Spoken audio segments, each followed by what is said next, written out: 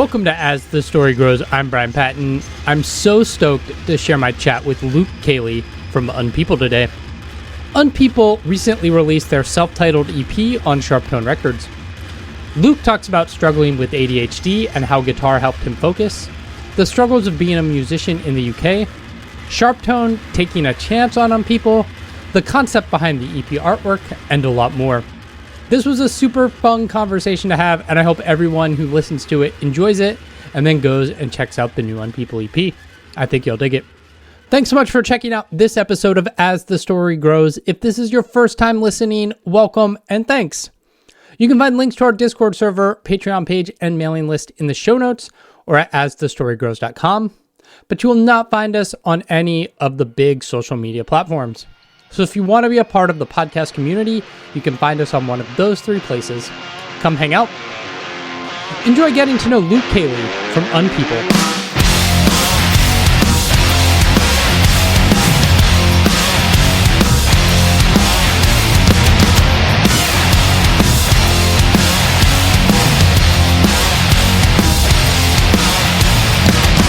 Give the people what they want, no question.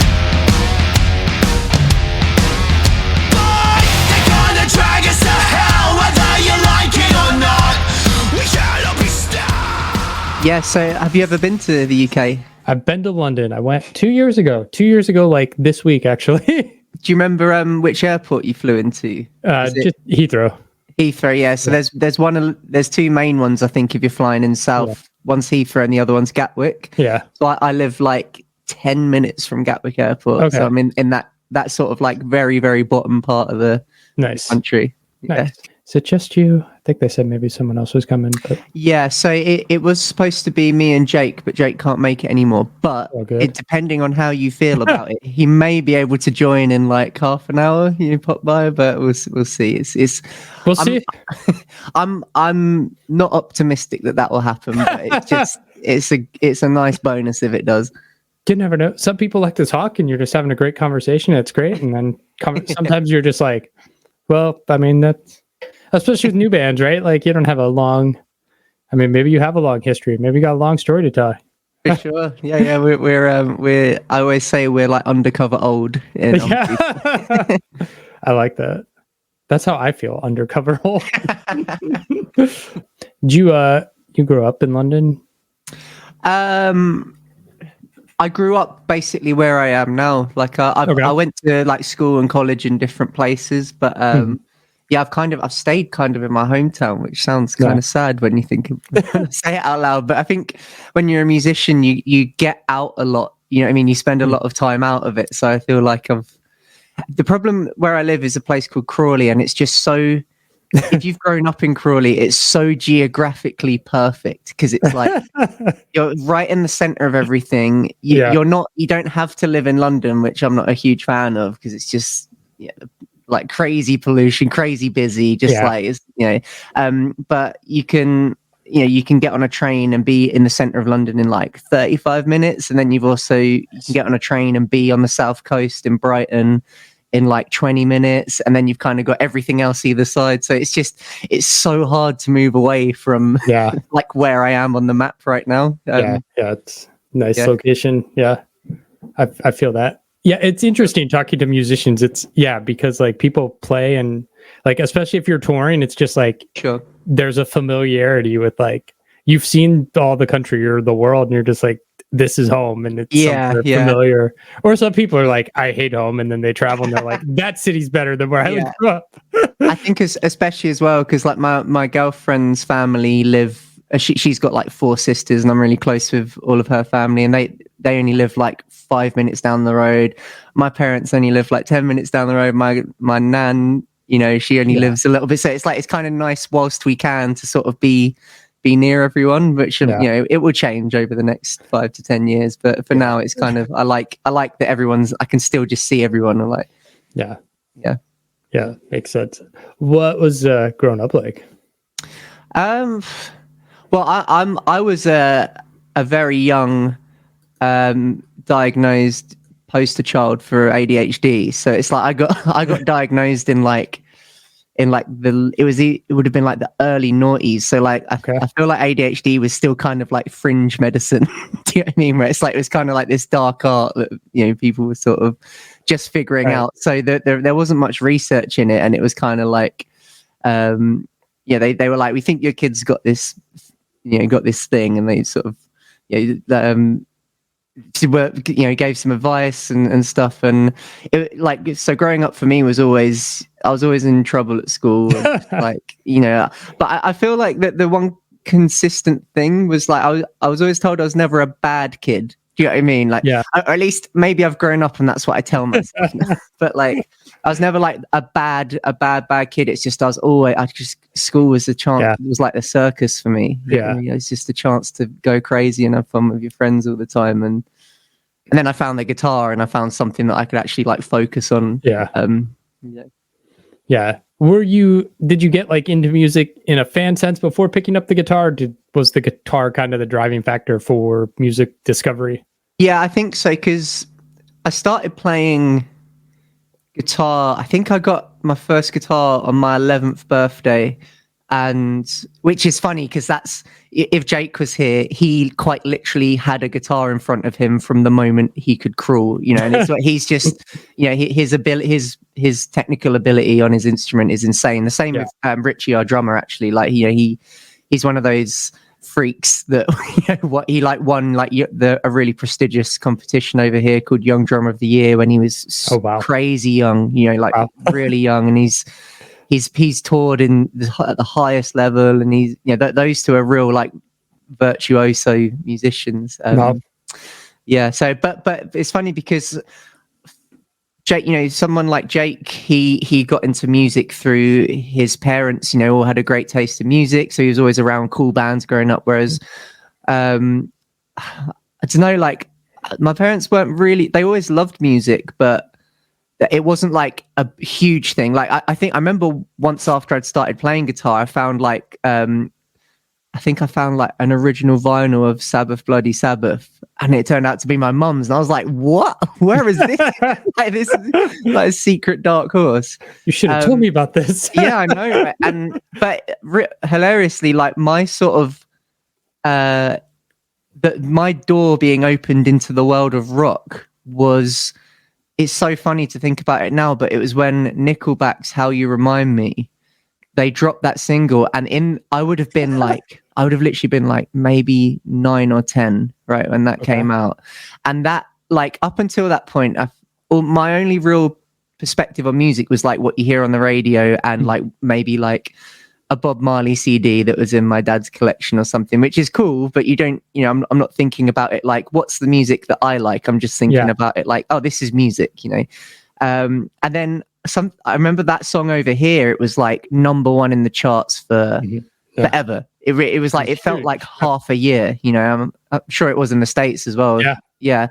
And there was just something about me at that age where it's just like, you know, I was could never connect with school, and just like always kind of in a bit of trouble, and just the sound. I feel like that's the first time I really acknowledged like distorted guitars.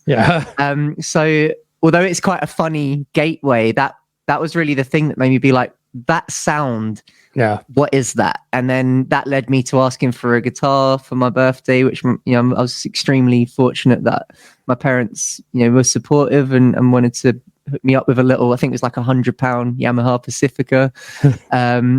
And that was my first guitar, and that was it. I was just obsessed. And you know, through that, I found AC/DC, I found System of a Down, and then into that, I was into Dillinger Escape Plan and Mars Volta and all these bands. And then I went full circle, and now think AC/DC are the best band ever again, after going away and coming back. All right. But that was really like my picking up the guitar was really my gateway into rock music. And I had a friend at the time who was like my closest friend, and he was into like heavy music from a young age. Like I remember us being like 9 or 10, and he was like, oh, there's this band called Slipknot. And I remember seeing the cover and being like, what is that? You know, and him lending me stuff and feeling scared about it. And then, you know, I picked up the guitar and I just went down that rabbit hole, and it's like I could only see black and white before, and then I could suddenly see in color, you know.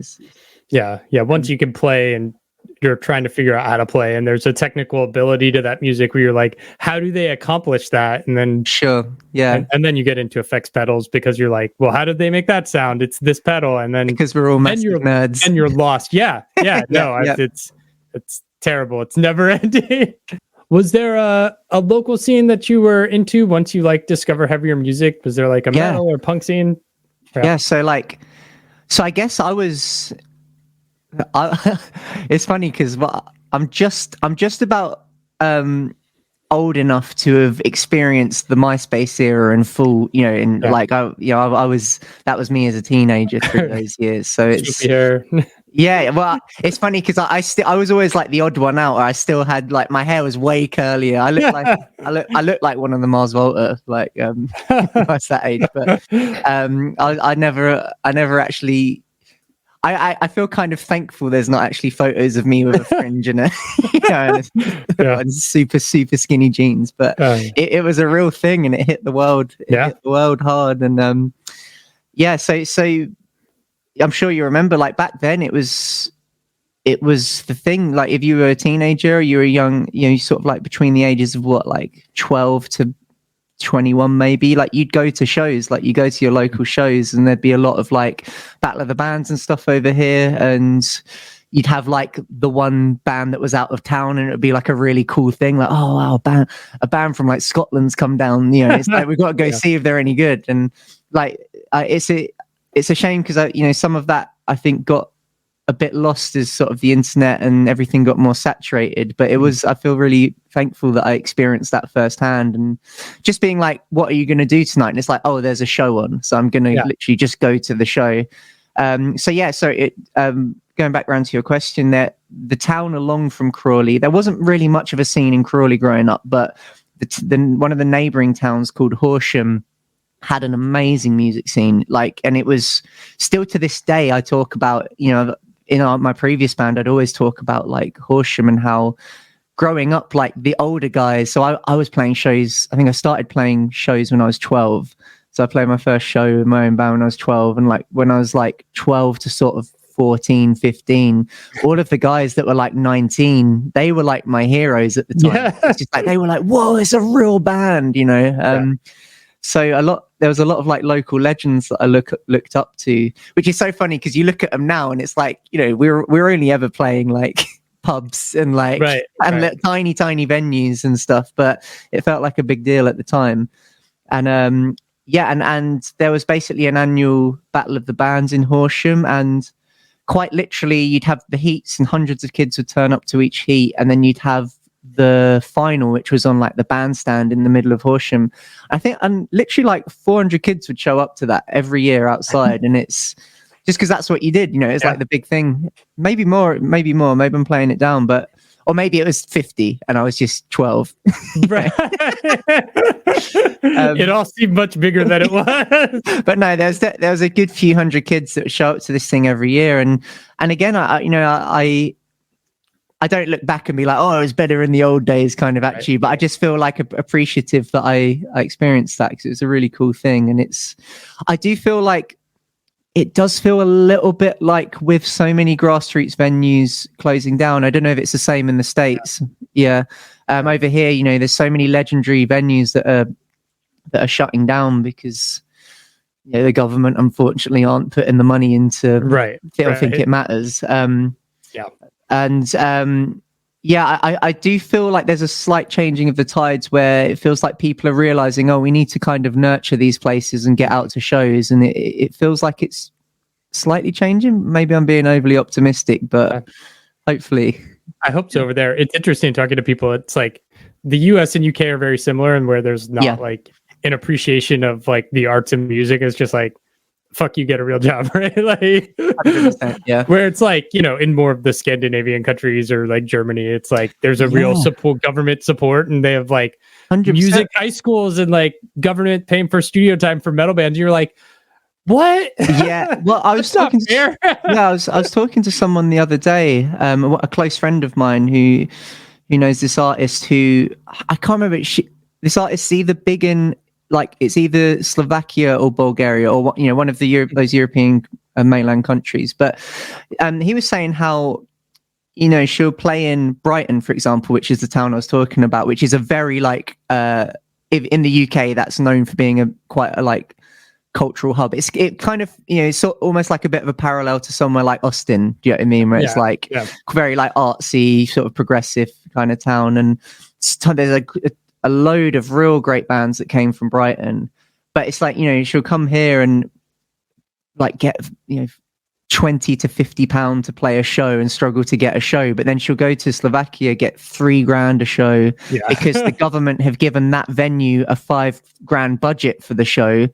And it's like that's literally come from the government. It's not like a PRS grant or anything like that. It's come from the government to support the arts. So it is hard in the UK and the US and seeing stuff like that. Yeah. It's like, we don't have to struggle.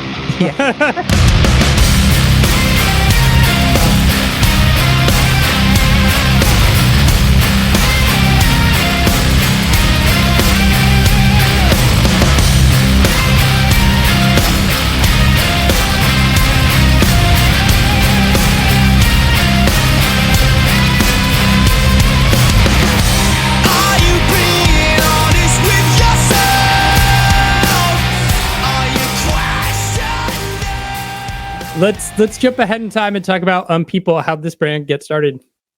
So Unpeople, I mentioned briefly I was in a previous band. So I was in a band for a long time called Press to Miko, and that was very much kind of like my baby. You know, that was I think that band started in like 2011 or something, and we split up a couple of years ago.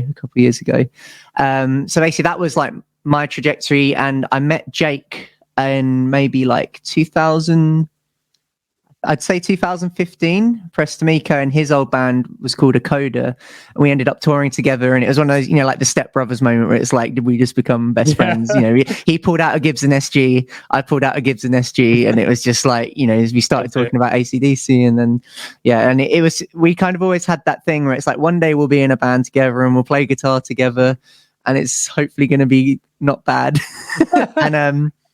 And what actually happened is my previous band was a 3-piece, so I was like guitarist and sung. We had a bassist and a drummer who both sung as well, and we were in a position where, you know, the bassist wasn't in the band anymore, and it was one of those moments where it's like, I know it's not what we pictured, but do you want to come and do this? Because he quite liked, you know, he really liked the band, and he was arguably he was our number one fan in some respects. I think he would say he is as well. But so it was one of those things where it's like, well, do you want to come join this and do a record? We've got another record on our contracts. Like, we're going to go and record it. Do you want to come jump on board and we'll do this? And so we did that, and it was super fun. And you know, we really enjoyed it. And then it just came to a natural end, really. You know, the drummer, he was just done with being a martyr for the art, you know. You know how it is, and he was just ready to get out the game. Do you know what I mean? It's just it wasn't in him anymore to be doing it, and he needed a break. And me and Jake were kind of like, oh, well, it felt like we were just getting started, so now should we just do the thing that we've always kind of wanted to do? And then, you know, that led to myself and Jake starting writing what became Unpeople. And then that first kind of year really was just me and him writing and building a lineup that we felt was right, because I feel like it was very much like, you know, we'd both been playing in the scene for a long time, and I always say with my old band, it's like, you know, typically there's a couple big things that happen that cause a band to break up, where it's like, I feel like my old band experienced 10 of those things. So it's like, I felt like we had a lot of experience to go forwards and be like, I think we know what not to do and how to do a band now. So it was very much a case of just really taking our time and making sure everything felt right, not rushing into anything, slowly building the team around the band. And it was mad. It was quite literally, Jake figured this out. It was quite literally when our first single Smother dropped, which was in November, I think, last year. That was literally 2 years to the day that we realized our old band was splitting up. So I think there's a lot of people that could see Unpeople, and it's like, oh, it's come out of nowhere, you know, it's just you know, and just think it's like some manufactured thing, where it's like, no, it's literally just the product of 2 years of taking our time and making sure we did it right. And and also, you know, you're not starting from zero when you've been playing for so long, because you meet people along the way and you do this and that. Right. You spent, this is like the thing, it's like you spent your time, you know, hoeing that road and just like making the connections, struggling. So when this new project pops up, people are just like, oh, where'd this come from? It's like, no, there's a lot of work and a lot of history behind it that like, it wasn't easy. Well, that's the thing as well. It's like, you know, we're signed to Sharptone, that they're a dream label of mine, and it never lined up, you know, that I would have loved to have signed my previous band to Sharptone. But that's a great example of that, where Barley, who's the A&R that signed Unpeople, he always had a soft spot and would really champion Preston Miko, my old band. And it was just one of those things where it's like, it'd be really cool if we could sign this new thing to Sharptone. It's just like, I think I'm just going to reach out to Barley, because he always liked what, you know, me and Jake had done before.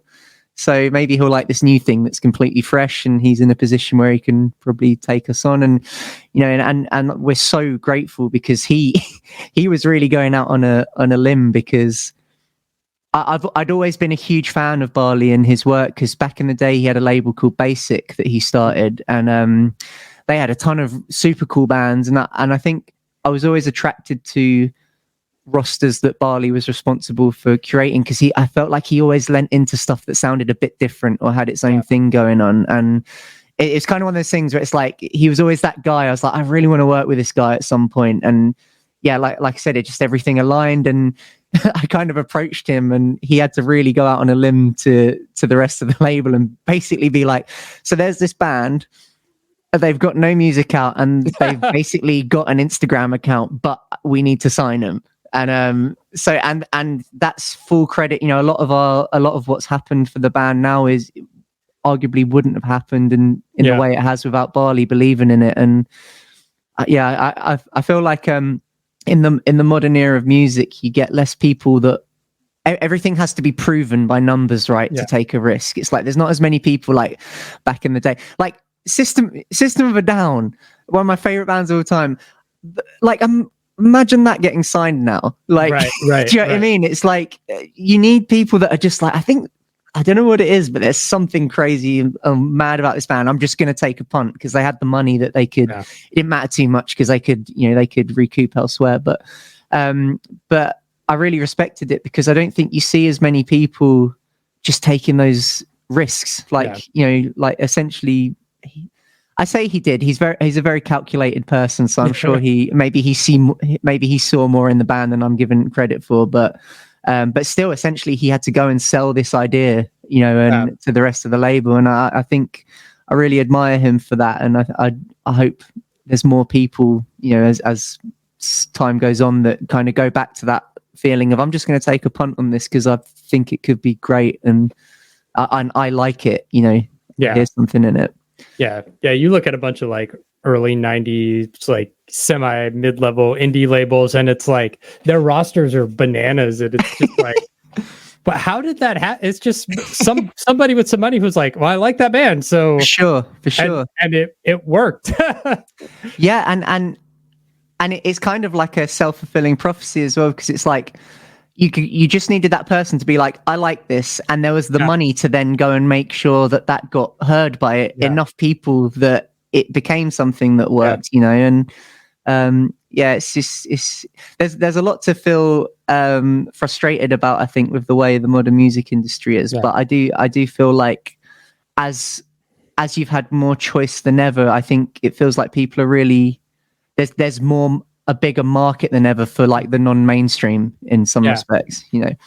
And I think lockdown helped a lot of music get rediscovered, and a lot of people were just like spending more time listening to things and checking out new things. It's like this resurgence of metal or deathcore or 90s rock or punk. It's just like people were at home being like, well, I don't know, I've never listened to metal before, but Lorna Shore has a song, and then like now you have all these kids listening to Turnstile and deathcore, and like Yeah, it's great. well, and like Deftones are like bigger than ever right now. Right. That's crazy. Like, I mean, not because they don't deserve it. Like, they're an amazing band, and like Meg, our bassist, they're like literally her favorite band. Yeah. And I loved like Around the Fur. Like, I discovered Around the Fur later because that was a bit before my time. But I think Diamond Eyes would have been more the record that came out and really connected. But yeah, it's just that I think that's where it's really cool, is that these bands can suddenly boom, that arguably kind of mellowed out a little bit over the years, and all of a sudden they're bigger than ever. Yeah. When you guys started writing, what were your influences, or what was your like idea for what you wanted to create? Because it's an eclectic sound on this EP. Sure. I think for me, I think if you go back and listen to Prestamico, you'll hear that I've kind of always been trying to do the intricate vocal thing. I've always been attracted to a lot of harmonies, and I just feel like Unpeople was finally a time when I figured out how to do it. Like how I kind of imagined, and Jake was always into that as well. And it's like, now you've got Jake who has like 5 or 6 different voices, and it's just he's so dynamic as a vocalist. And it's so much fun just writing with him, and just anytime there's something heavier, it's just like I'm just like, do whatever you feels good, and we'll refine it together. But he's so good, naturally good at just getting lyrics, and I don't know, just like finessing a kind of heavy vocal, and I think we found a really cool partnership in what we both do. But I mean, it's Unpeople. That literally sounds like me and him writing, and then us all getting together and finishing the songs off together. Nice. Yeah. Sorry. In regards to influences, I think we've always been attracted to stuff that sounds a bit different. So I think I don't think either of us particularly have set influences. Like we've both got bands that we love, but when we're writing, when I'm writing as well, I'm much more thinking about like section by section. Like, is there a song that I really loved what it did, or like the vibe of it, and I kind of want to replicate it for like the chorus, for example, or do our own version of this kind of riff for like a middle 8 or like an end section, And I think we're more just writing in terms of what feels good to us, and like kind of what we'd want to hear, and using bands that we love as maybe like a reference rather than like a blueprint. Do you know what I mean? Yeah.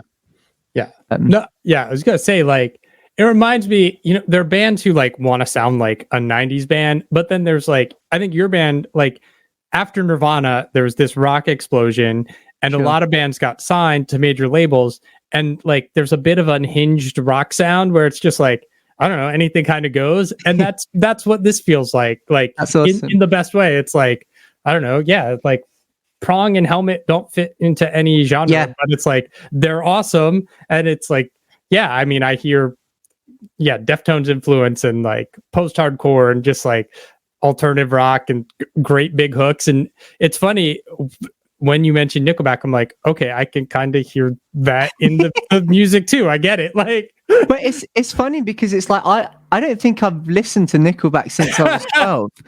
But clearly getting that album, there's maybe something that stayed with me. Like, but if you're hearing it, but that, I mean, they're literally, I don't think I've thought about Nickelback in a writing sense ever. But it's maybe it's just subliminal, and I don't mind it. It's back there. Talk to me about the album artwork. Who did the album artwork and the concept? Because it's wild in the best way. So the artwork was actually done by my girlfriend Bethany, and she's just annoyingly talented. It's so annoying. Like, she's one of those people where it's just, she'll just be like, oh, I need a scarf, and she'll just grab some knitting needles and make a scarf. And then it's like, she'll make like a birthday cake that has like she made me one that had like my pet dog on it. And it like came out, and she's just one of those people that she's just like, oh, I'll just do that. And then she does it to a really high standard. And it's funny because she hadn't painted for a long time. So that's actually a real painting it's hanging in our living room right now. And yeah, I think, you know, like being a bit more literal about the concept, I think she heard a lot of our lyrics and sort of interpreted the name, and a lot of thematic references in this band are, although you could see it as quite a politically charged name. I think for myself and Jake in particular, we much prefer to lean on the sort of existential side of just like what is going on, you know, and like just trying to think, like, just being a human is mad, and just being a human's hard, and you have to deal with all this mad stuff that isn't even necessarily specific to political things, environmental things, or, you know, it's not necessarily, you know, we feel a certain way about that stuff, and it gets covered in, you know, Waste was a bit more politically driven lyrically, but I think we like the name because it just kind of encompassed a lot of how we felt about just like being a human. It's just like what we're all kind of just like, we're all just floating around. But Bethany interpreted it as, you know, that there's, you know, you've got this person, kind of the girl on the space hopper is kind of like what I was saying, where it's just like we're all just, none of us know what we're doing, and we're all just trying to get through life, and, you know, we've all got like our demons in the closet, and we've all got stuff that we need to confront, or perhaps when we feel like we're having a good time, can often be something that pulls you back to a dark place, which is, you know, sort of like depicted by the demon character. And then you've got death in the corner, that's just a nice pleasant reminder that we all end up in the same place, you know, like we're all going one, you know, there's one place we all end up. And so it's kind of like we liked how it juxtaposes, where it's like, you know, a lot of the message behind it is quite bleak, but it's offset by this super vibrant color and almost like cartoony feel. And that's what Bethany heard in our music. She felt, you know, like you've got the light and the dark in huge amounts, and that was her depiction of it. And I remember we were thinking about, right, how does the visual side of this band look? And then Bethany was just kind of like, just let me try something. And then she sent that through, and we were just like, well, that's it. You know, like we didn't even need to do anything about it. Yeah. It's really cool. Thank you. I appreciate it. Yeah. EP's out April 19th. What's the rest of this year look like for you guys? We've got a pretty good festival season lining up. Other than that, we're behind the scenes. We're just writing as much as possible right now, because it's just, again, you know, talking about learning from previous mistakes. Like, I've been a huge culprit of not writing and then being able to capitalize on momentum that's been built, and then you've lost it, and then you get out the swing of writing, and then it's just a whole thing when you get in your head. And yeah, so right now I'm pretty motivated to get writing as much as possible.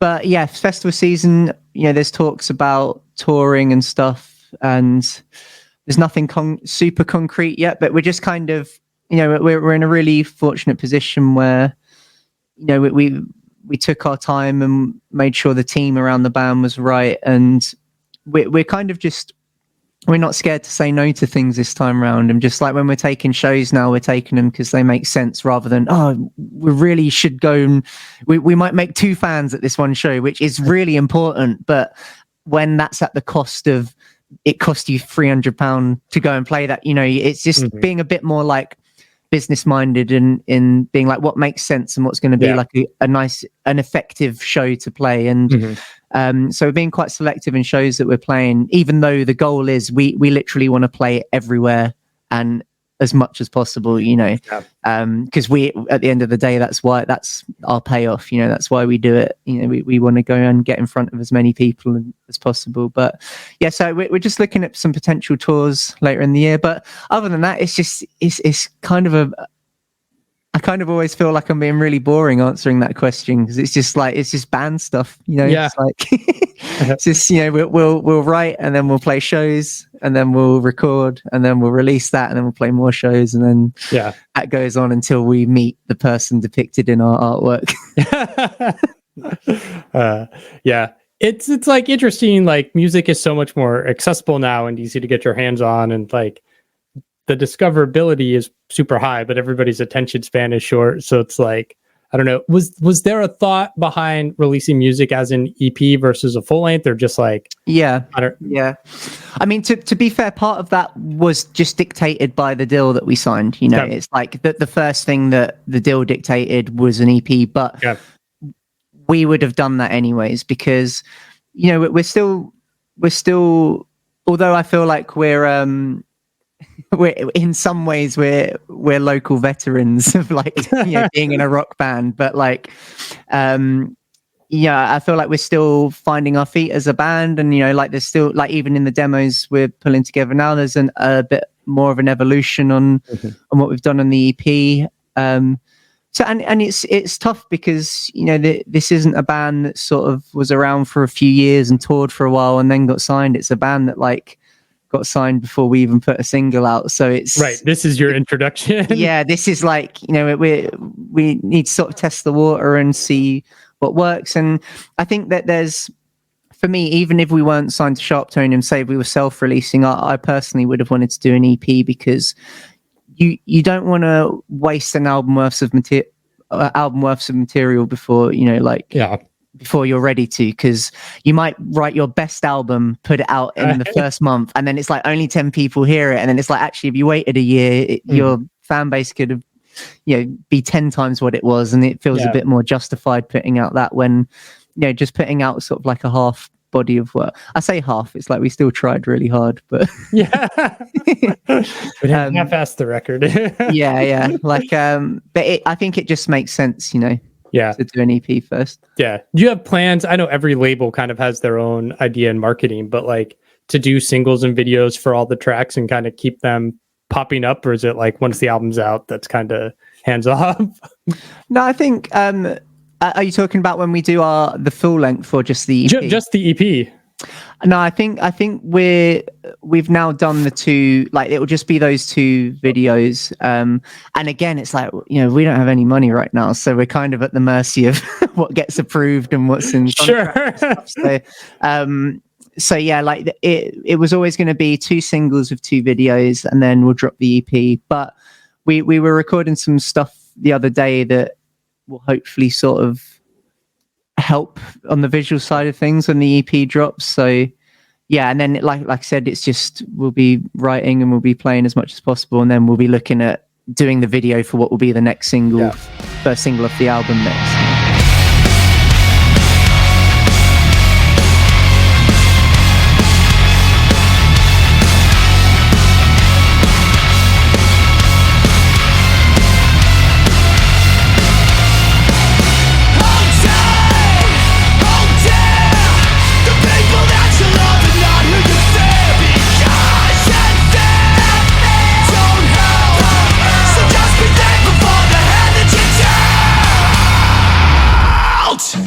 Thanks for listening to As the Story Grows. Our intro music was written and composed by Jeremy Hunt. The As the Story Grows theme is by Bob Nana. If you like what you hear, subscribe wherever you get your podcasts and give us a rating and review. If you'd like to support the show financially, you can join us at patreon.com/asthestorygrows. Be a part of our community and join the ongoing conversation over on Discord. If you enjoy this episode, share it on social media with your friends. Much appreciated, and thanks for listening.